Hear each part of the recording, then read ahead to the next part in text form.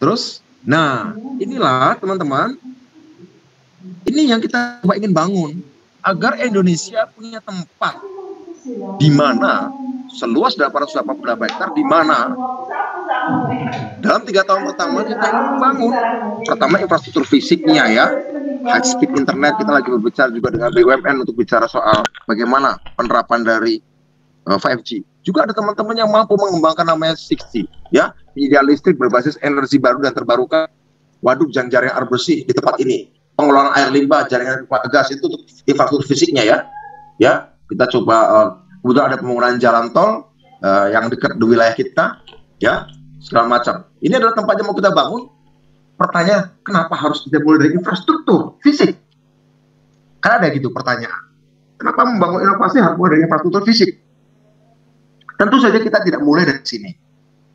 Apa yang kami bangun dengan bukit algoritma tidak bisa terpisahkan dari apa yang kami bangun sebelumnya, yaitu kita mendorong agar pembentukan koperasi-koperasi, badan usaha milik desa, dan sumber daya anak-anak muda yang sudah mengembangkan startup, maupun juga anak-anak muda yang kami kumpulkan di Inovator 4.0, ada sekitar 270 yang kami kumpulkan sejak tahun 2018.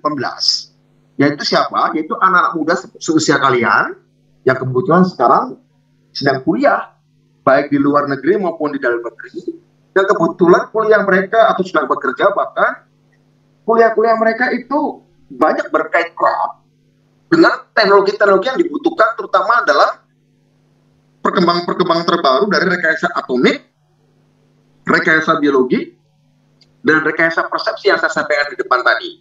Ya, jadi itu semua itu sudah dipelajari oleh orang Indonesia.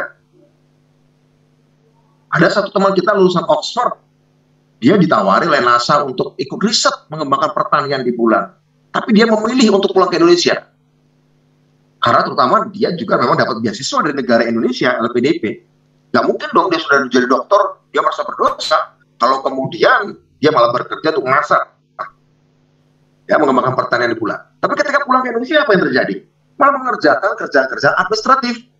Ya, ilmunya yang dikembangkan di Oxford, elektrokimia, yaitu sensor untuk tanam-tanaman dan sensor untuk cairan tubuh manusia, untuk bisa mengetes tingkat stres, skizofrenia orang dari cairan tubuhnya, yang sudah dipatenkan bersama dosen dari Oxford. Tiba-tiba ketika pulang di Indonesia, kerja administratif. Kenapa? Karena tidak ada ekosistem yang terbentuk di Indonesia atau belum terbentuk. Nah, bukit algoritma harus dipahami teman-teman, ini bukan sekedar satu bangunan fisik atau tempat fisik, tapi dia adalah bagian dari ekosistem yang sudah lama kami bangun maupun dibangun oleh yang lain. Dan ini adalah tempat berkumpul bersama. Sebagian tentu saja tidak akan semua, karena pasti kapasitasnya tidak memadai, 888 hektar tentu tidak memadai untuk seluruh potensi talenta-talenta Indonesia bekerja mengembangkan rekayasa biologi, rekayasa atomik, rekayasa persepsi sebagai mesin pendorong utama kita menuju ekonomi berbasis olah pikir, olah pengetahuan atau knowledge based economy. Kira-kira begitu. Bawa lagi slide-nya berikutnya, halaman berikutnya, teman-teman. Silakan slide berikutnya, halaman berikutnya. Kira-kira ini gambarannya. Nah, inilah kira-kira yang coba kita kembangkan, teman-teman. Ada business center, ada research center, ada rekreasional, ada main office buildings, ada pusat budaya. Loh, kok pusat budaya? Ya, karena bukit algoritma bukan cuma tentang orang-orang yang melakukan riset untuk inovasi teknologi, bukan cuma bikin software, bukan cuma bikin hardware, bukan cuma bikin sensor-sensor, drone, komputer kuantum, artificial intelligence, bioinformatika, segala macam, bukan. Tapi juga kita ingin ada culture center, karena seperti yang saya sampaikan di atas tadi, setiap perkembangan ekonomi, setiap perkembangan ilmu pengetahuan rekayasa teknologi atomik, rekayasa teknologi biologi, dan rekayasa teknologi persepsi, ya, itu mempengaruhi cara kita berbudaya, cara kita berkesenian, cara kita mengelola ekonomi, dan bahkan nanti berdampak mengelola politik, mengelola kebudayaan, ya, sehingga harus ada culture center juga. Ada juga healthcare facilities. Healthcare facilities itu adalah salah satu dari lima keunggulan yang mau kita dorong nanti yang depan. Yaitu tentang apa? Tentang rekayasa genetik, ya, tentang gene sequencing, ya, tentang gene editing, ya. Karena juga kenapa juga ada religious spots, ya, pusat-pusat religius, kenapa? Karena kaum agamawan juga kita ajak bicara bersama kaum budayawan, dengan para filosof, dengan sejarawan, dengan psikolog, dengan antropolog, kita ajak bicara. Riset-riset ini kan nantinya akan mempengaruhi dan berdampak, seperti yang saya katakan di halaman sebelumnya, kan, punya dampak sosial maupun peluang sosial, punya dampak ekonomi maupun peluang ekonomi, punya dampak budaya maupun peluang budaya, masing-masing dari teknologi rekayasa atomik, rekayasa biologi, dan rekayasa persepsi ini. Nah, kita ini di tempat ini sebelumnya sih kita buat inovator, ya, tapi inovator kan sebuah jejaring saja. Ini adalah wujud konkretnya, tempat mereka bisa bertemu. Jadi kalau bertanya, Mas, kenapa kita nggak bekerja di rumah aja sih? Kita kan orang bisa bikin coding, programming di rumah saja selama dilakukan. Enggak, teman-teman. Kita bikin algoritma itu bukan sekedar berbicara digital. Ini keliru, harus saya garis bawahi. Teknologi digital itu hanya salah satu bagian dari teknologi rekayasa persepsi yang saya sebutkan tadi. Sementara perkembangan sains dan teknologi, terutama di era revolusi 4.0, peran dari teknologi rekayasa atom maupun teknologi rekayasa biologi itu akan sangat berkait erat. Tadi ada teman saya, anggota inovator Herdiantra, dia kemudian seorang ahli bioteknologi yang sedang melakukan riset doktoral di Taiwan. Nanti mungkin bisa kita ngobrol di sini, mungkin bisa juga masih masukan. Kenapa kita juga harus punya pusat-pusat rekayasa biologi, ya, gene sequencing, rekayasa genetik, neuroscience, kira-kira begitu. Dan apa hubungan dengan kecerdasan buatan? Ya nggak bisa sekedar dikerjakan dari rumah. Kira-kira begitu, teman-teman. Slide berikutnya, halaman berikutnya, halaman berikutnya, teman-teman. Nah, ini lihat kira-kira gambarnya seperti itu lah, ya. Ke sana. Bawa lagi. Lokasinya 75 km dari Jakarta.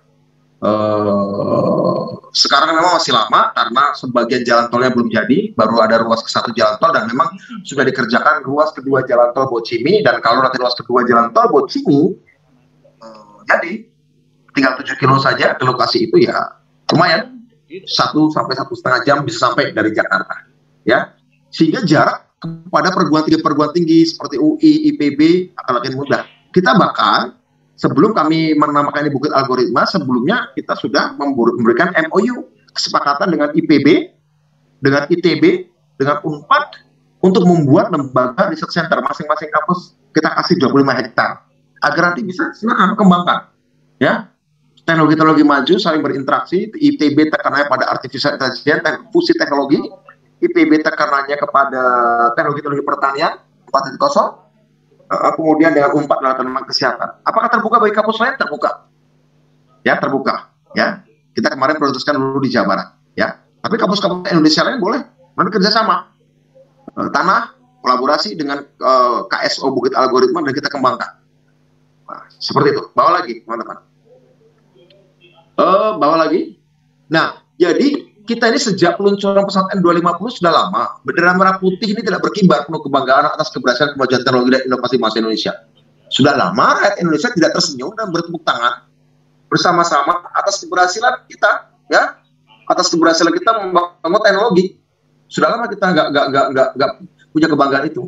Negara-negara maju dan pihak membuktikan bahwa kemajuan teknologi dan inovasi bukan hak eksklusif sedikit negara saja. Dan kemudian takdir Indonesia hanya sekedar menjadi pasar. Juga bukan eksklusif ras tertentu.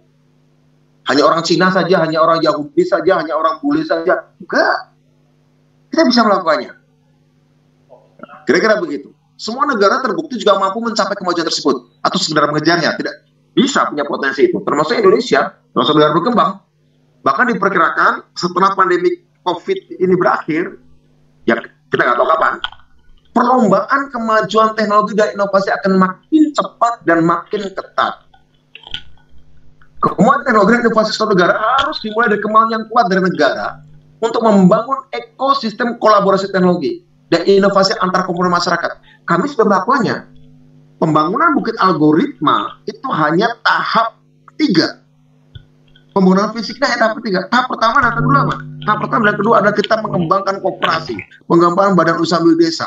Tahap kedua adalah mengumpulkan talenta-talenta Indonesia, anak-anak muda Indonesia seusia teman-teman, baik di dalam maupun di luar negeri, baik yang masih kuliah maupun yang sudah bekerja di perusahaan-perusahaan, untuk kita kumpul di sini dan mengembangkan usahanya sendiri, berkolaborasi dengan badan usaha milik desa, berkolaborasi dengan kooperasi, berkolaborasi dengan startup baru, dan kita juga di dalam buku algoritma ini ada skema untuk pembiayaan. Kita juga menyiapkan skema pembiayaan venture capital. Bagaimana kita financing your imagination, membiayai imajinasimu. Setiap anak muda yang punya imajinasi, silahkan kumpulin teman yang ahli komputer, algoritmakan imajinasimu untuk memecahkan masalah-masalah sosial. Kumpulkan juga yang ahli biologi, entah kedokteran, entah pertanian. Kumpulkan ahli marketing, kumpulkan yang ahli lawyernya barangkali, bikin usaha, 5 orang, 6 orang cukup.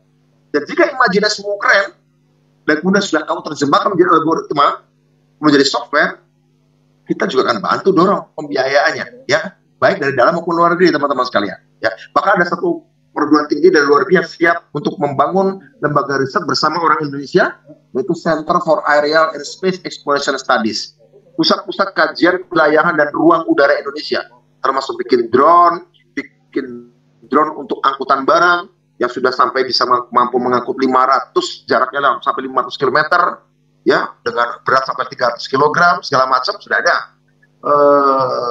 Juga lagi mengembangkan drone penumpang semacam taksi terbang, ya. Kemudian juga ada teman yang baru pulang dari MIT, Massachusetts Institute of Technology.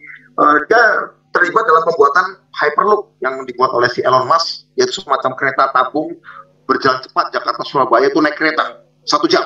Tapi dalam tabung, semacam kereta, semacam oplet, semacam mikrolet, tapi dengan kecepatan seperti pesawat di dalam tabung. Dia melakukan itu, dia terlibat. Dan sekarang dia banyak fokus untuk membuat nano satelit. Apa itu nano satelit? Satelit seukuran handphone, seukuran power bank. Nanti diterbangkan ke ruang angkasa, dan kemudian membantu desa-desa kita dalam mengembangkan diri untuk pertaniannya, segala macam. Bawa lagi? Jadi aspek intelektual, aspek science, teknologi, aspek pendanaan, aspek ekosistem, itu sudah kita lakukan. Kita sekarang justru tahap ketiga. Sehingga kita ada bertanya, loh kok infrastruktur fisik kok jauh dari kampus? Kata siapa? Bahkan kampus-kampus itu kita sudah tawarkan dan sudah sepakat dengan rektor-rektornya, dengan Pak Arif Satya dari IPB, pada waktu juga dengan rektor ITB, Pak Kadarsah, ya, untuk membangun di sini 25 hektar masing-masing kampus kita kasih. Nah, nanti di sana kita akan membuat 5 pusat keunggulan teknologi masa depan yang akan sangat mempengaruhi ekonomi ke depan. Pertanyaannya, uangnya dari mana? Sumber dayanya manusia Indonesia siap nggak? Alhamdulillah, karena ini bukan kerja baru, ya, ini kerja bertahun-tahun, teman-teman. Sebenarnya ketika kami mendirikan Inovator tahun 2018, kita kumpulkan anak Indonesia, ya saya sudah dalam tanda kutip dengan teman-teman, kita sudah meyakinkan banyak pihak dalam maupun luar negeri untuk chip in, terlibat di sini. Dan bahkan kita minta desa juga berinvestasi agar desa, agar koperasi, dan agar masyarakat bisa crowdfunding untuk pembiayaan R&D. Ada 5 teknologi unggulan yang akan menentukan survival dan menang atau unggulnya satu negara. Di 5 teknologi ini, semikonduktor itu untuk bagus untuk industri hardware, pembuatan chip-chip di sini. Kedua, energy storage, industri penyimpanan energi terbarukan, baterai segala macam. Kemudian teknologi kuantum dan artificial intelligence, quantum AI, quantum machine learning. Kita harus kembangkan di sini karena ini adalah teknologi yang akan sangat menentukan rekayasa persepsi, ya, seperti saya katakan tadi. Karena dengan teknologi kuantum segala hal bisa dihitung dengan super cepat. Cina baru saja berhasil membuat teknologi kuantum yang mampu menghitung 46 foton. Foton itu partikel cahaya yang kalau pakai superkomputer klasik tercepat Cina hari ini butuh 27 miliar tahun. Tapi dengan quantum computing cuma beberapa ratus detik saja untuk sesuatu yang kalau pakai superkomputer tercepat di Cina yang sekarang ini, yang klasik, yang bukan kuantum, itu butuh 27 miliar tahun. Itu 2 kali usia alam semesta itu, ya kan? Tapi dengan quantum computing menghitung 46 foton partikel cahaya Hanya butuh 200 detik saja. Apa nih dampaknya? Akan berdampak cepat bagi finance, berdampak cepat bagi keamanan, berdampak luar biasa bagi pertahanan, berdampak bagi pertanian, bagi energi, bagi segala sesuatu. Ya, Cina, Amerika, Eropa, Australia, Singapura, Kanada, Jepang, Korea Selatan, Israel, itu sudah ada di depan. Nah, saya nggak ingin dong Indonesia ketinggalan. Karena apa? Ini teknologi yang akan sangat mengubah persepsi kita. Ya, kita kan hidup selama ini juga miliaran orang hidup dengan persepsi. Rasa marah, rasa benci, rasa suka, rasa senang, rasa sedih, apapun. Itu kan oleh persepsi kita. Saat kita berinteraksi dengan teknologi yang YouTube, Twitter, TikTok, yang membuat kita tertawa, barangkali membuat kita sedih, ya, segala macam. Nah, dengan ada perkembangan-perkembangan ini, saya tidak ingin Indonesia cuma sedang menjadi konsumen. Mampukah Indonesia? Mampu. Siapkah? Siap. Kenapa kok berani mengatakan siap? Nah, buktinya waktu kami mendirikan Inovator 2018, 1 bulan saja saya bisa kumpulkan 211 orang Indonesia. Artinya apa? Banyak orang Indonesia pinter, banyak orang Indonesia inovatif, kreatif. Mereka lulusan universitas-universitas yang keren, baik di dalam maupun di luar negeri. Ya, yaitu tergabung dalam ya rekayasa biologi, rekayasa atomik, dan rekayasa persepsi tadi. Rekayasa biologi tadi, rekayasa itu di antara rekayasa genetik, neuroscience, ya, rekayasa persepsi ahli artificial intelligence, ahli quantum computing, ya, rekayasa atomik, nanoteknologi. Apa itu nanoteknologi? Ini nanoteknologi. Ada nggak orang Indonesia? Ada orang Indonesia profesor yang sudah punya 40 paten, dia kebetulan peneliti di LIPI, ya, mengembangkan industri nanoteknologi luar biasa, teman-teman. Mampu membuat rekayasa pada level nano air sehingga kemudian ikan laut dan ikan tawar bisa hidup bareng karena airnya direkayasa secara nano sehingga bisa dihidupi oleh ikan laut dan ikan tawar bareng, bisa seperti itu. Juga membuat teknologi pembuatan baju rekayasa atomik pada level nano dari bahan daun talas. Kita tahu daun talas. Ketika air diteteskan ke daun talas kan nggak nempel ya, airnya hilang kan, tak berbekas. Nah, ketika dibuat baju dengan rekayasa teknologi nano, maka nanti akan ada baju-baju yang dibuat tanpa bisa berkeringat. Baju tidak akan pernah bisa kotor, atau sepatu yang tidak akan pernah bisa kotor kena air. Ya, dia akan selalu bersih. Ada dampaknya secara ekonomi, akan ada dampaknya bagi industri mesin cuci misalnya, dampaknya bagi industri laundry misalnya, ada dampaknya teman-teman. Nah, itu harus dipelajari bukan cuma oleh para teknolog, oleh para ekonom juga, oleh para sosiolog juga, oleh para antropolog, oleh para psikolog juga. Bioteknologi saya terbuka tadi udah ya, kira-kira begitu. Ini yang akan menjadi 5 inti yang akan kita kembangkan sebagai riset dan juga sebagai industri. Riset-riset di sini bukan sekedar riset basic science, tapi adalah riset yang ready to market, yang memungkinkan siapapun bisa memilikinya, termasuk orang desa, termasuk koperasi, termasuk anak muda, bisa chip in. Yang Anda punya gagasan itu bagus berkaitan dari 5 ini, Anda bagus, Anda terapkan, ya, presentasi bagus, ya, kita carikan pendanaannya. Kira-kira begitu. Bawa lagi slide berikutnya. Karena waktunya terbatas ya. Nah, ini loh teman-teman, dari 5 tadi itu apa sih sebenarnya terjadi di dunia? Lihat, semikonduktor. Global market value, nilai pasar globalnya itu 2020 sekitar 433 miliar US dollar, di mana pertumbuhannya compound annual growth rate-nya sekitar 9%. Dampaknya apa? Ada dampaknya bagi sektor industri, elektronika, sektor energi, ya, sektor manufacturing, sektor telekomunikasi, digital. Karena ini buat alat, ini buat perkakas, buat chip.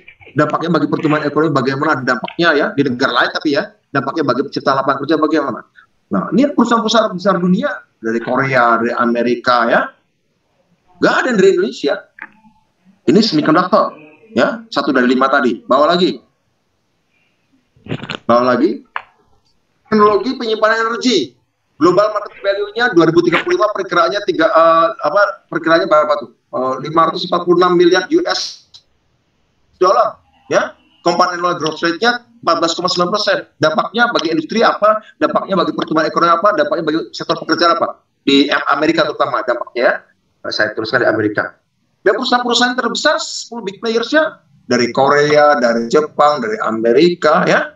Nggak ada dari Indonesia. Jadi ini adalah global supply chain tuh ini.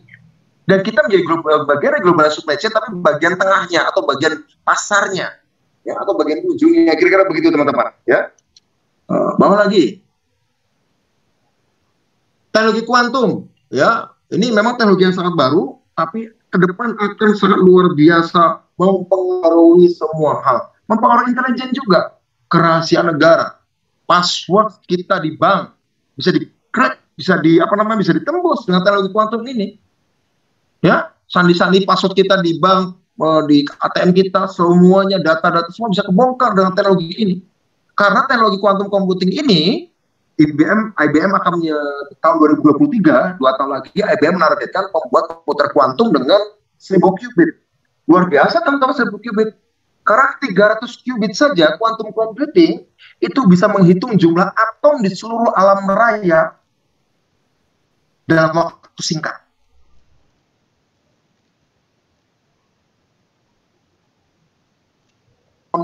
Di bintang di sana, di matahari, di bulan, di semuanya.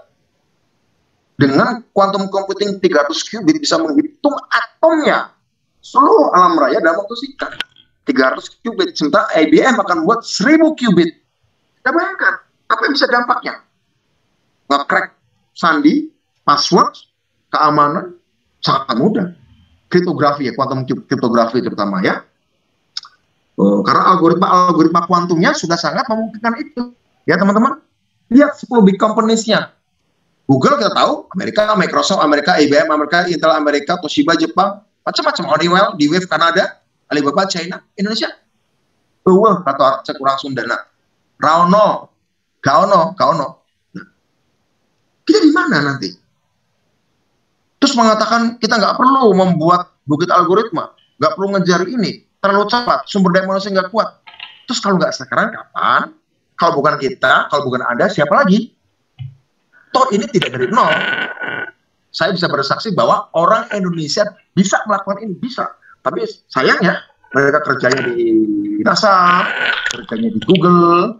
Saya pernah ketemu orang Indonesia yang mampu ini kerja di Google, di PI, di London, kerja di perusahaan di Swedia untuk teknologi kuantum, ya, di Australia.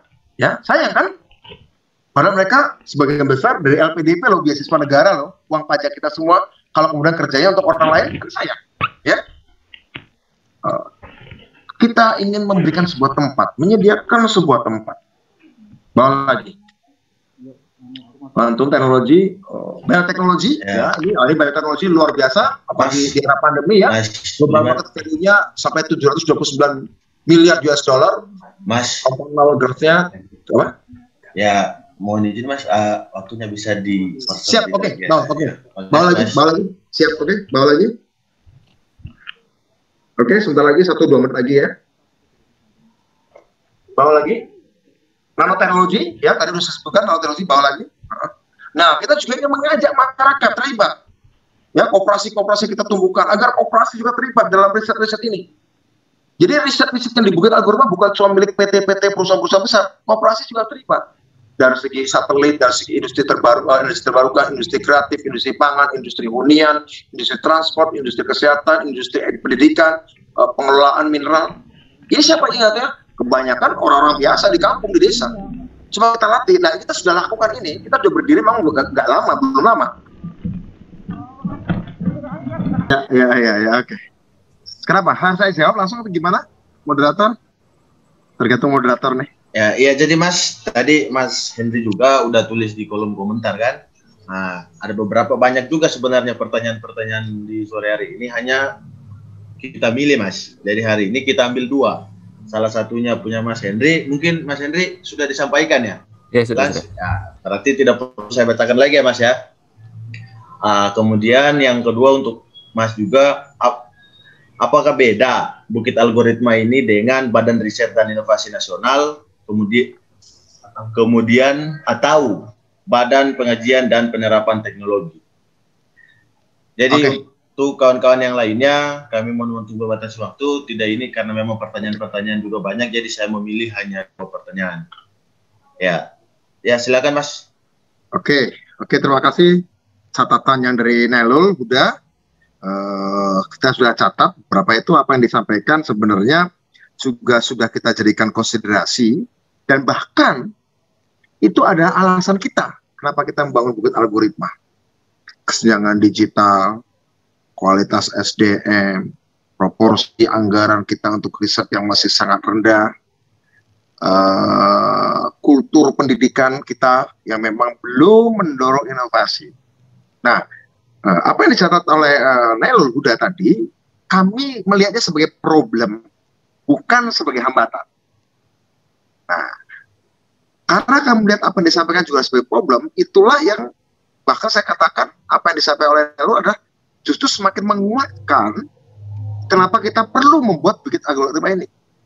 Meskipun tadi sudah disampaikan oleh Herdiantri bahwa tidak semua beban itu diberikan pada bukit algoritma, karena saya kan ini sebuah project atau sebuah program, even sebuah movement, bahkan sebuah ekosistem. Nah, tentu kita akan pilih-pilih. Seperti saya katakan tadi, pertanyaan dari Nelu adalah apakah ini project atau sebuah sistem? Ini ekosistem. Di dalam ekosistem itu ada gerakan. Di dalam gerakan itu ada program. Di dalam program itu ada project. Apa yang kita bangun di Sukabumi adalah satu project tentang satu cluster. Cluster tempat di mana inovator, saintis, teknolog ada, pemodal ada, ya. Kemudian ruang fisik ada, ya. Tapi ini tidak bisa dipisahkan dari yang lebih besar ekosistem. Inilah yang disebut sebagai dalam inovasi disebut TRL. Kita sedang menyiapkan TRL. Apa itu TRL? Yaitu Technology Readiness Level. Satu. Tentang kesenjangan digital tadi, ya sebenarnya itu adalah sesuatu yang sudah kita kerjakan bertahun-tahun ini, meskipun tentu saja tidak disorot media seperti ketika kita bicara bukit algoritma. Seperti kesenjangan digital, kami sudah bangun yang namanya KSDI, Koperasi Satelit Desa Indonesia. Baru Agustus kita bangun memang. Dan kita sedang melakukan proses mendorong pemberdayaan ekonomi berbasis teknologi digital. Bukan sekedar untuk memindahkan toko ke handphone, tapi juga bahkan bikin handphonenya sendiri. Kebetulan di KSD kita juga memproduksi handphone, namanya Danova. Siapa pemiliknya? Itu miliknya koperasi. Kita buat handphone memang belum banyak, baru 300. Itu dari segi device atau alat. Ada namanya N kedua, N, network, jejaring. Nah, kita lagi bangun juga di Sumatera Barat, Kalimantan Utara, beberapa spot di Jawa Tengah, beberapa spot di Jawa Timur, Jawa Barat, kemudian NTB, NTT sedang kita bangun. Ya, spot-spot untuk digitalisasi, terutama wilayah-wilayah daerah terluar, terpinggirkan. Itu kita dorong. Di lain, selain KSDI yang fokusnya pada teknologi internet, digital juga teknologi energi baru dan terbarukan. Kita bahkan ada di satu provinsi, kita lagi menggalang pembuatan energi baru dan terbarukan. Kita sudah mendatangkan investor, ya, 1,4 triliun, bukan ditaruh di bukit algoritma, bukan ditaruh di Sukabumi, tapi kita taruh di Kalimantan Barat. Untuk apa? Untuk melibatkan petani-petani, koperasi-koperasi untuk terlibat di sana. Bagus nih pertanyaan, kaum hawa penting nih, harus perempuan bicara, sepakat saya. Satu itu. Jadi apa disampaikan oleh Nailul adalah itu menjadi problem bagi kita, menjadi PR. Dan itulah PR-PR yang sebagian, tidak semua, sebagian akan coba kita selesaikan di bukit algoritma, termasuk kultur riset. Nah, kultur riset, ya, kultur riset makanya kita juga algoritma akan mengembangkan, mengajak kampus-kampus di daerah-daerah, bukan cuma yang di sekitar Jawa Barat, tapi juga di provinsi-provinsi lain, juga bahkan SMK, kemudian pendidikan inovasi, bahkan juga nanti akan ada satu yang mau mencanangkan di sini gerakan 1 juta guru digital untuk masuk kampung, masuk desa, apa itu? Memberikan pendidikan literasi digital kepada guru, agar guru-guru di pelosok-pelosok juga memiliki kemampuan adaptasi terhadap penggunaan komputer seperti dikatakan tadi oleh Nelu, bahwa skills kita, presentasi kita, tingkat keterampilan kita, terutama guru pada soal penggunaan teknologi digital masih belum memadai, sehingga kita juga ingin menggerakkan yang namanya gerakan guru digital. Jadi apa yang disampaikan oleh Huda tadi kita kerjakan di jejaring seluruh Indonesia, tapi khusus di dalam bukit algoritma ada tempat bertemunya inovasi-inovasi yang berpacu pada 5 tadi itu: quantum teknologi, AI, bioteknologi, nanoteknologi, semiconductor, dan teknologi penyimpanan energi, khusus untuk riset-riset yang maju. Nah, ini ada kaitannya dengan pertanyaan Herdiantri tadi. Tekanan bukit algoritma di mana? Kepada kontribusi ekonomi atau kepada kontribusi teknologi. Pertama-tama karena kami sejak awal melihat bahwa Indonesia harus bertransisi menuju knowledge based economy atau ekonomi berbasiskan olah pikir, maka riset di dalam bukit algoritma bukan semata-mata basic research, tapi nanti riset yang ready to market, siap ke pasar. Sementara basic riset itu ya bisa dilakukan oleh banyak perguruan tinggi yang lain. Sementara riset-riset yang menjembatani antara basic riset menuju riset-riset yang aplikasi. Sehingga kuantum pun, misalnya kuantum, tidak berbicara soal angular momentum, tidak bicara tentang half spin, ya kita tidak berbicara soal pertanyaan-pertanyaan basic dari fisika kuantum misalnya atau mekanika kuantum, tapi kita berbicara soal aplikasi. Minimal software. Software saya pikir kita bisa kemampuan itu. Anak Indonesia sudah bisa melakukannya. Beberapa anak Indonesia yang kuliah di Keio University, di Oxford, di Southampton University, di New South Wales University, di ITB, akan kita ajak. Dan beberapa sudah kita hubungi, ya. Tapi nanti lebih pada aplikasi, ya, pada aplikasi. Itu untuk Herdiantri. Jadi kalau pertanyaan ini ekonomi atau teknologi, ini adalah ekonomi berbasis teknologi. Jadi teknologinya pun harus ready to market untuk memberikan daya dorong baru bagi pertumbuhan ekonomi. Nah, untuk social impact dari ekonomi berbasis teknologi, kita akan mengajak kooperasi-kooperasi, baik yang kami dirikan maupun kooperasi-kooperasi seluruhnya. Juga BUMDes, juga anak-anak muda, startup-startup. Makanya kita juga membawa juga venture capital, baik dari dalam maupun luar negeri. Dan kita sudah berbicara juga, tadi pertanyaan dari Nailul, apakah ini juga berbicara soal venture capital? Ya, berbicara tentang itu juga. Jadi bukan cuma para teknologi yang kita bicara. Bagaimana pemerintah? Pemerintah ini memang proyek swasta, tapi saya sudah laporkan juga kepada Pak Presiden Joko Widodo, sudah kami laporkan. Sebenarnya saya melaporkannya pertama kali 2019, pada saat bertemu beliau di Ponorogo, Jawa Timur 2019. Waktu itu di tengah-tengah kampanye saya dan kampanye beliau sebagai calon presiden, saya bertemu beliau bahwa kalau Bapak jadi presiden tahap kedua, kami akan melakukan ini. Tapi ini adalah inisiatif swasta, Pak, saya bilang begitu. Ketika bertemu lagi beliau tahun 2021, beliau mengatakan bagaimana perkembangannya, apakah investasinya sudah siap? Ya, saya bilang sudah, sedang kita jajaki, dan kemudian kenapa kita umumkan kemarin, karena ada investasi yang sudah siap untuk membangun infrastruktur, fisik maupun gedung-gedung, dan juga teknologinya. Mengenai venture capital bagi inovasinya, bagi para tenan, bagi para pengguna talenta-talenta kita, juga sudah kita himpun. Kemarin ada satu orang yang barusan pulang dari Silicon Valley, dia akan membuat AI ekosistem, dan kemudian dia akan membuat lembaga inkubasi dan akselerasi bagi inovasi-inovasi teknologi anak-anak muda. Nah, ini ada berkaitan nanti dengan pertanyaan-pertanyaan dari Arjuna, dari Bernard, dari Yoga, bagaimana posisi anak-anak muda Indonesia. Saya justru akan bertanya kepada kalian balik, sebagai pemimpin organisasi mahasiswa, kita akan ajak ke gerakan-gerakan anak muda, di antara Cipayung Plus maupun yang lain juga, untuk ayo menyadarkan ini. Tadi Yoga mengatakan perlu adanya gerakan penyadaran. Sepakat. Saya bahkan akan usul pada teman-teman Cipayung Plus ini, teman-teman, gerakan ini menjadi bagian dari gerakan penyadaran kita menuju renaissance Indonesia, menuju inovasi Indonesia, menghadapi new normal, menghadapi pandemi, menghadapi revolusi 4.0, menghadapi era supremasi kuantum, menghadapi era bioteknologi, menghadapi era singularity di tahun 2045. Kita tahu pada tahun 2045, kebetulan tepat dengan 100 tahun kemerdekaan Indonesia, yang kira-kira 24 tahun lagi, nggak terlalu lama sebenarnya, dinamakan oleh CTO Google atau mantan CTO Google, Ray Kurzweil, bahwa pada saat itulah kecerdasan mesin akan melampaui kecerdasan total seluruh umat manusia. Nah, kita tidak ingin saat kecerdasan mesin lebih cepat, lebih tepat, tidak pernah lelah, tidak pernah minta istirahat, tapi lebih cerdas dalam menganalisis sesuatu, kemudian membuat manusia, Homo sapiens ini hanya menjadi subordinat. Jadi ancaman kita bukan sekedar Indonesia menjadi subordinat dari bangsa lain, manusia sendiri bisa menjadi subordinat dari mesin yang kalau tidak diantisipasi sejak sekarang, secara teknologi, secara filosofis, secara antropologis, secara psikologis, ya, kita akan kewalahan. Nah, disinilah kemudian kita akan bangun juga lembaga, ya, namanya SEARCH, yaitu Southeast Asian Research for Humanity.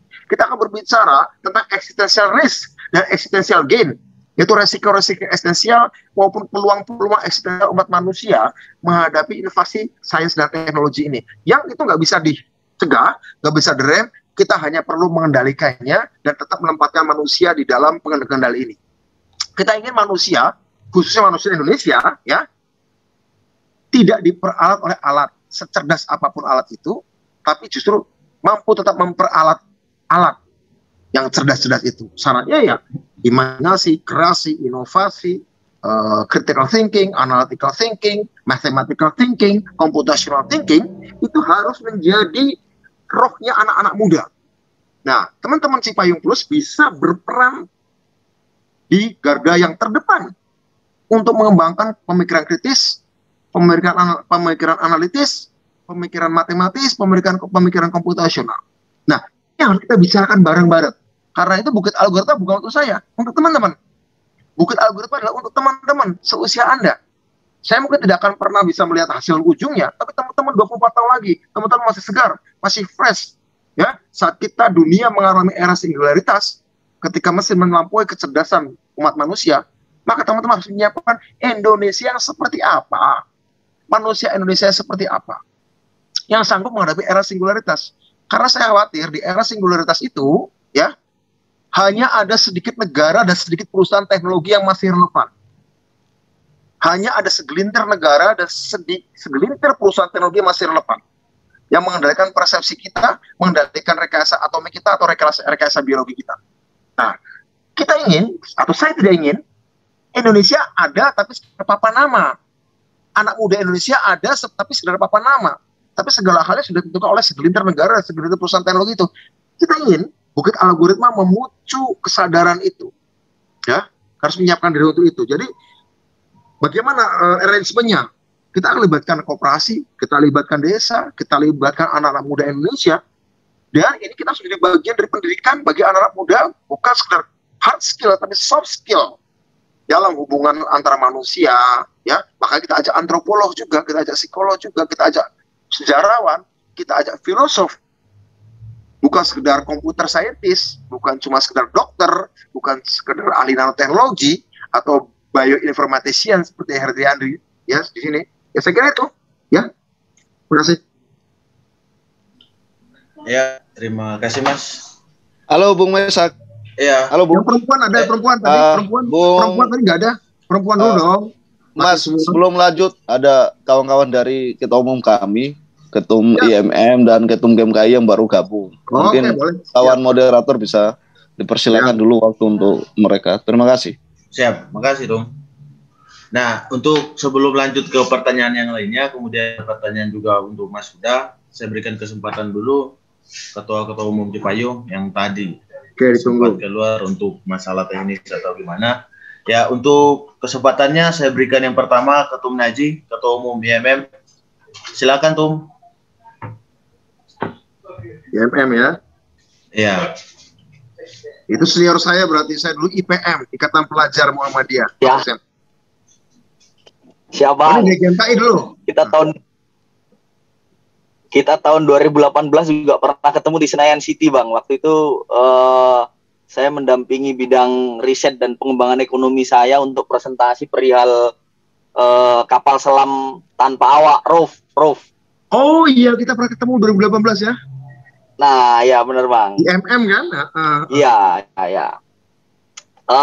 Saya kira begini Bang, ada beberapa catatan lah. Saya tadi gabung dari awal sebetulnya, cuman ada sekitar 10 menit saya harus keluar karena ada gangguan sinyal. Jadi mulai ketika penanggapan tadi lah, mulai tanggapan kawan-kawan saya keluar. Nah, tapi secara poin yang kemudian pengen saya tidak mau menanggapi juga, tapi lebih ke saya butuh jelasan lebih kompleks lah dalam perihal ini. Pertama mungkin apa korelasi dan apa kemudian hubungan atau adakah keterkaitan nanti antara Silicon Valley ini dengan BRIN yang baru saja tadi siang dilantik oleh presiden gitu. Karena kalau kemudian kita bicara apa yang hari ini kemudian dipaparkan oleh Bang Budiman pada aspek apa itu Bukit Algoritma dan apa kewenangan dan lain sebagainya, maka kita tidak jauh berbeda dengan BRIN yang hari ini sudah baru tadi dilantik oleh pemerintah di Republik ini. Nah, itu mungkin butuh penjelasan lebih signifikan. Yang kedua, yang pengen kemudian saya pertegas posisinya adalah kalau kemudian kita memakai teori pembangunan manusia, maka sebetulnya yang perlu untuk kita perhatikan ini apakah Bukit Algoritma ini landasan pembentukannya adalah bottom up ataukah top down gitu. Nah, kalau kemudian kita melihat pada sektor, kita lihat aja di masyarakat Sukabumi, di tempat Bukit Algoritma itu akan dibangun oleh Bang Budiman dan kawan-kawan. Kita melihat pada sektor kematangan manusianya, kematangan sumber daya manusianya di sekitar Sukabumi ini, saya melihat pada aspek pemerataan pembangunan masih sangat jauh dari kata ideal ketika kita berbicara konsep pemerataan pembangunannya. Nah, saya khawatir justru adanya Bukit Algoritma ini, saya katakan, saya simpulkan begitu, Bang, tidak mampu menjawab kebutuhan masyarakat yang ada di kebutuhan masyarakat di sektor real yang ada di sekitar Sukabumi. Atau kemudian Bukit Algoritma ini hanya mampu dinikmati oleh kawan-kawan yang secara strata pendidikan lebih tinggi, atau kemudian hanya khusus masyarakat perkotaan. Nah, ini justru akan menimbulkan persoalan baru dan problematika baru di masyarakat. Nah, mungkin itu saja yang bagi saya bukan bertanya juga, tapi perlu juga dipikirkan dan perlu juga dijelaskan oleh Bang Budiman dalam aspek Bukit Algoritma ini. Saya kira itu, Bang, yang dapat saya sampaikan. Kurang lebihnya terima kasih. Billahi fisabilil haq, fastabiqul khairat. Assalamualaikum warahmatullahi wabarakatuh. Ya, mau maju, mau isi. Terima kasih Tung Naji. Yang berikut saya kasih ketua umum kami, Mak Bung Susanto. Ayo silakan Ketum. Siap. Sebelumnya mohon maaf karena di jalan juga. Ya. Bismillahirrahmanirrahim. Assalamualaikum warahmatullahi wabarakatuh. Salam sejahtera bagi kita semua. Sebelumnya saya ucapkan terima kasih pada Tum Asrul dan teman-teman LMND, dan juga yang saya hormati juga Bang Budiman Sutniko, ya, aktivis yang juga menjadi panutan bagi seluruh aktivis-aktivis yang ada termasuk Cipayung Plus. Ya, menurut saya ini tema tentang Bukit Algoritma juga sangat menarik, ya. Apalagi kemudian kalau kita bicara dalam konteks hari ini, bicara tentang revolusi industri 4.0 dan posisi bagaimana Indonesia dalam konteks kemudian membangun sebuah perubahan di antara kemudian negara-negara ada yang sekarang hadir gitu. Nah, memang kalau kita lihat dibandingkan dengan kemudian Silicon Valley yang ada yang kemudian hari ini menghasilkan banyak startup yang ada di dunia, ya. Tentu kalau dilihat dari Indonesia yang sekarang kemudian banyak munculnya kemudian startup yang hari ini kita bisa lihat, baik itu kemudian ada Lazada dan lainnya.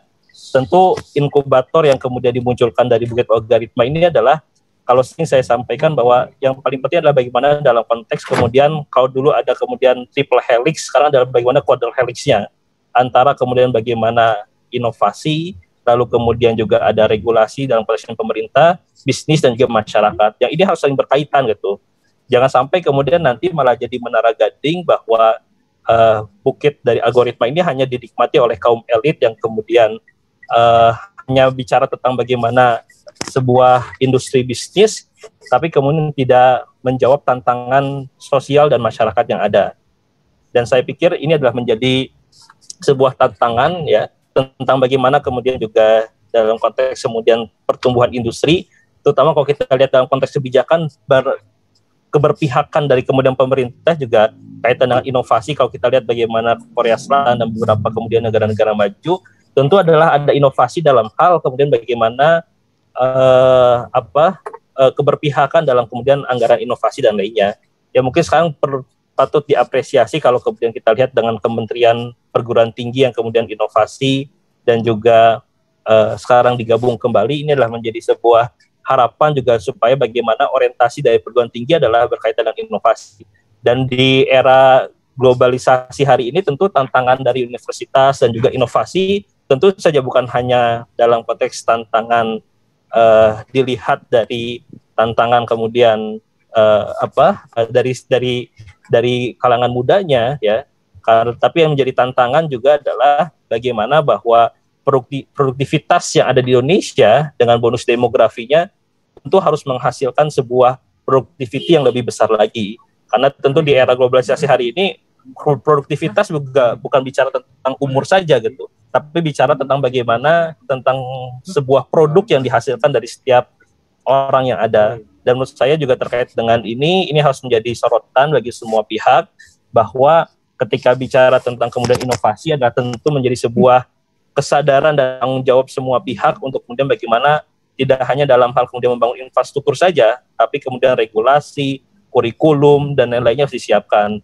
Seperti halnya misalnya Singapura, kalau misalnya saya pernah kemudian studi banding, di mana Singapura sudah menyiapkan terkait dengan pembelajaran yang sudah disiapkan 10 tahun ke depan, itu dimulai dari pembelajaran yang tingkat dasar gitu.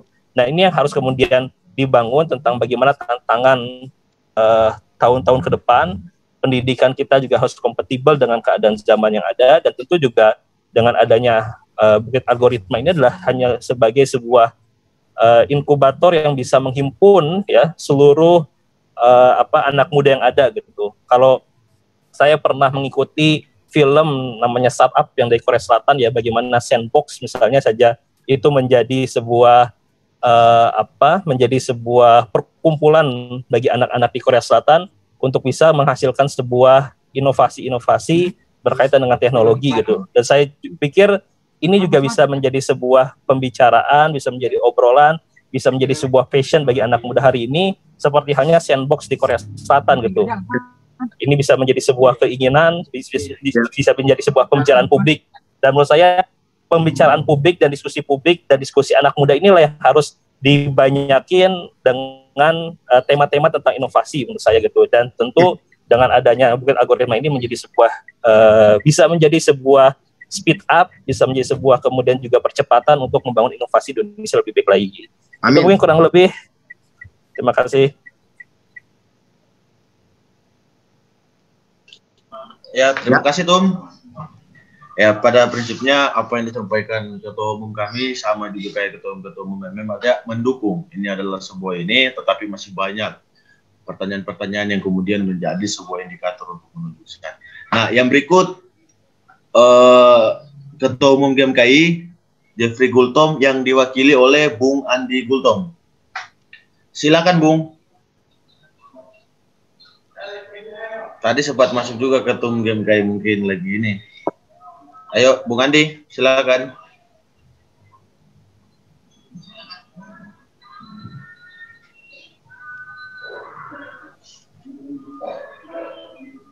Bung Andi. Ya.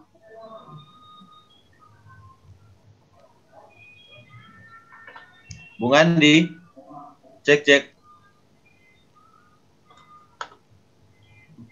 Atau saya jawab dulu aja dari nanti. Iya, udah keluar. Ya, Mas, sebelum Mas menjawab, karena ini keluar lagi, mungkin kesalahan jaringan atau gimana, saya mau ini dulu sampaikan. Ada pertanyaan untuk Mas Huda juga.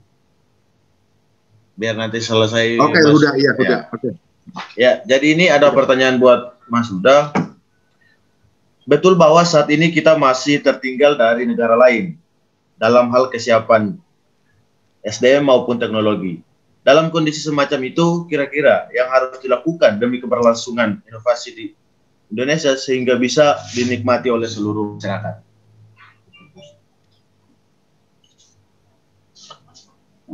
Apa yang harus dilakukan, Mas? Bisa dengar, Mas?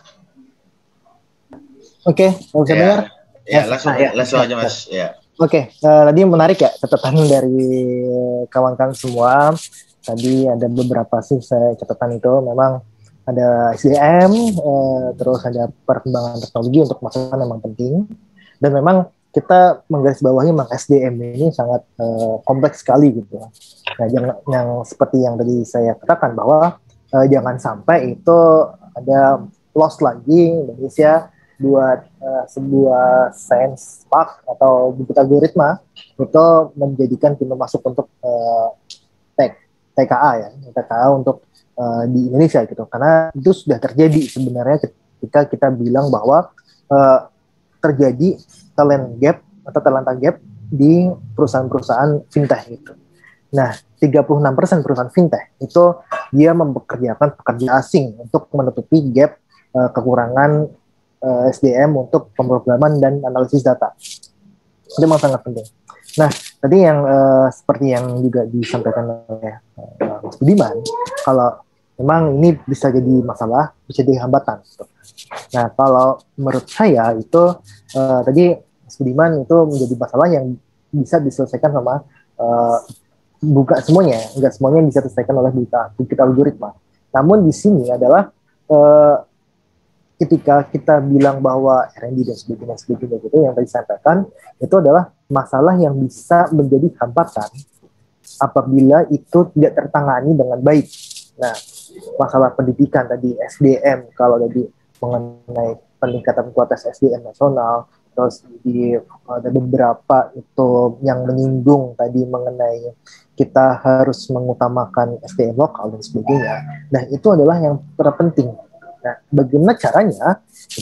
Caranya itu kan kalau pendidikan itu masuk ke pemerintah gitu kan. Nah, pemerintah harus mempersiapkan sebuah mungkin kurikulum ataupun program-program nasional yang dia bisa mengintegrasikan SCP dengan pendidikan kita. Nah, itu yang terpenting. Nah, yang kedua tadi ada menarik juga ketika bilang bahwa bagaimana sih fokus pemerintah ini gitu kan, untuk apakah riset dan R&D ini sebagai salah satu pendorong utama pertumbuhan ekonomi. Nah, yang sangat saya sayangkan adalah ketika kita sudah punya Kementerian Ristek, malah dilebur ke Kemendikbud gitu.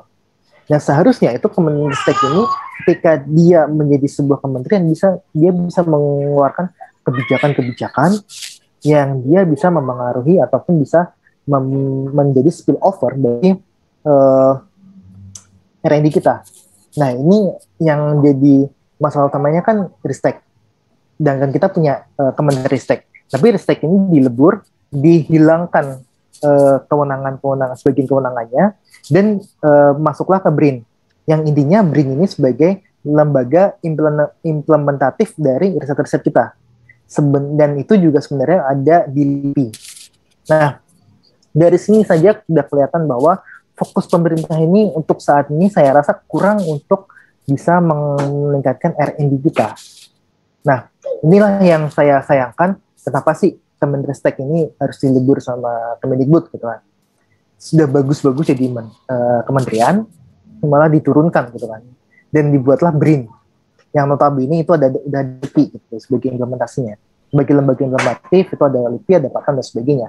Nah, inilah yang saya sebabkan bahwa pemerintah nih harusnya benar tadi harus membuat sebuah roadmap ataupun membuat sebuah gagasan grand design untuk bisa meningkatkan R&D kita.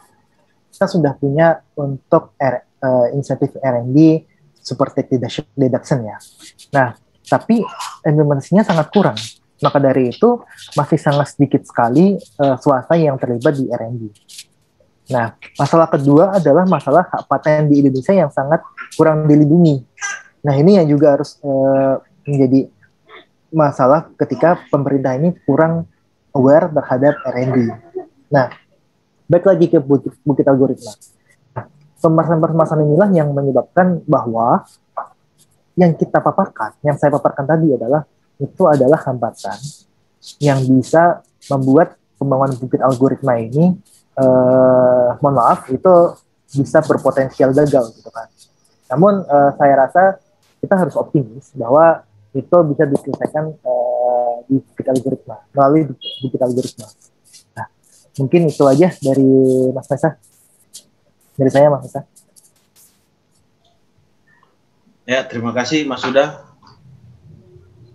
Nah, terkait ini apa yang kita bahwa kita butuh kurikulum nasional ya, yang bisa komparasikan antara IT dengan ilmu pendidikan lainnya, kemudian harus butuh gagasan-gagasan baru untuk bagaimana meningkatkan R&D kita. Nah, saya beralih ke Mas Budiman untuk menjawab apa yang disampaikan tadi. Kemudian dilangsungkan dengan closing statement-nya, Mas. Saya sebagai informasi juga, saya mau sampaikan ke kedua narasumber kita bahwa di sore hari ini kita ada live Facebook LMND Nasional. Kemudian nantinya juga ini akan diupload di YouTube LMND. Dan kemudian untuk teman-teman yang lainnya, saya mohon maaf yang tidak bisa masuk ke ruang Zoom ini karena memang ruang Zoom-nya terbatas. Yang pertama, kemudian yang kedua juga untuk teman-teman pertanyaan-pertanyaan yang begitu banyak tadi, tetapi kita hanya memilih beberapa pertanyaan. Kami juga mohon maaf. Ya, waktu dan sempatnya disilakan, Mas. Oke, baik. Terima kasih untuk Najib ya tadi masukannya. Apa yang membedakan dengan BRIN beda, ini bukan lembaga negara, ya, ini inisiatif swasta, yang ingin mengajak seluruh komunitas dan lembaga negara untuk berkolaborasi. Tapi ini sendiri bukan lembaga negara, ini adalah inisiatif dari orang-orang, individu-individu, beberapa komunitas inovator, beberapa perusahaan, ya, yang ingin melihat, ya kebetulan kita bukan bagian dari pejabat publik, ya, dan nggak perlu harus nunggu pemerintah atau memulainya, kita apa yang bisa kita lakukan, ya kan? Kita lakukan apa yang bisa kita lakukan. Karenanya, menurut saya ini tidak akan bisa berhasil betul mencapai tujuan yang kami capai kalau juga regulasi-regulasi pemerintah tidak mendukung, ya. Tapi bisa juga kita balik. Kadang-kadang regulasi pemerintah atau regulasi dari DPR baru berubah ketika masyarakat sudah bergerak, ketika kalangan swasta sudah bergerak, ketika kalangan akademisi, peneliti sudah bergerak, civil society sudah bergerak, ya kan? Jadi kita nggak perlu tunggu-tungguan nih, mana duluan ayam atau telur. Yang bisa bergerak, ya bergerak dulu lah. Nah, kami dari aspek masyarakat, dari aspek sektor bisnis, dari aspek peneliti, dari aspek community leaders juga bergerak. Nah, kita mewujudkan ini.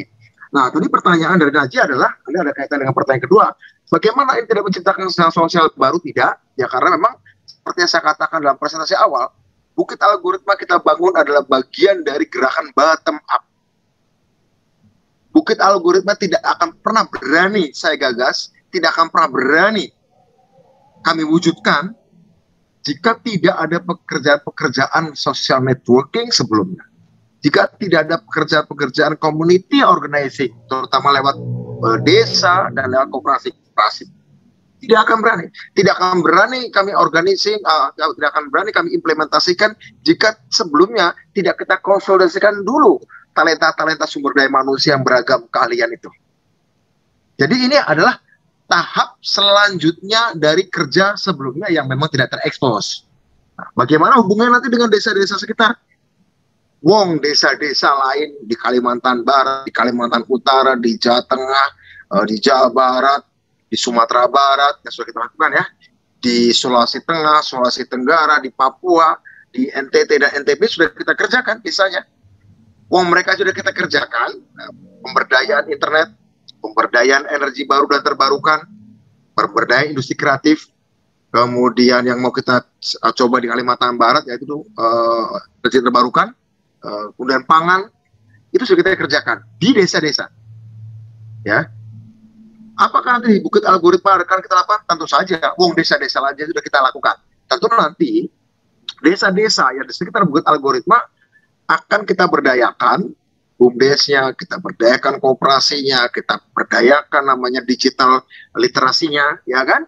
Semuanya. Jadi ini adalah sebuah, saya suka mengatakan ini adalah sebuah ekosistem yang bergerak dan punya program dan punya satu proyek bukit algoritma dan punya gerakan ekosistem di berbagai sektor masyarakat, terutama desa, kooperasi, dan inovator-inovator Indonesia, inovator-inovator Indonesia.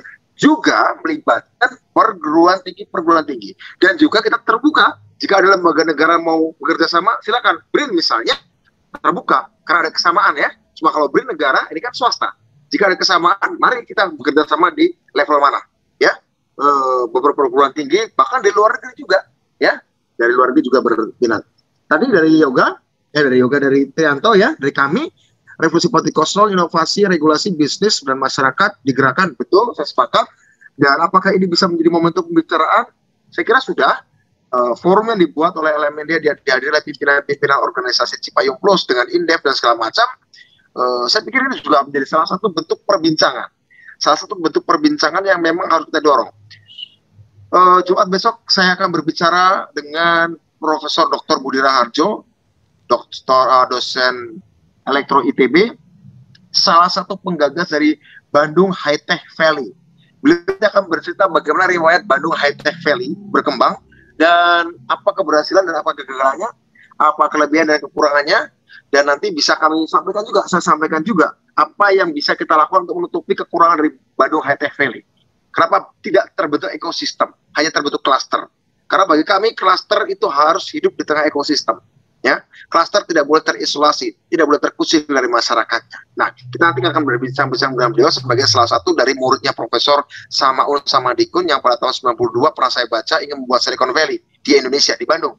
Pada waktu saya baca itu waktu sejak tahun 92 saya berpikir harus diwujudkan gagasan itu ya, dan kemudian tapi kan demokrasi harus dibereskan dulu ya, Orde Baru harus nggak ada dulu supaya kita bisa berbicara hal-hal yang lain yang lebih maju.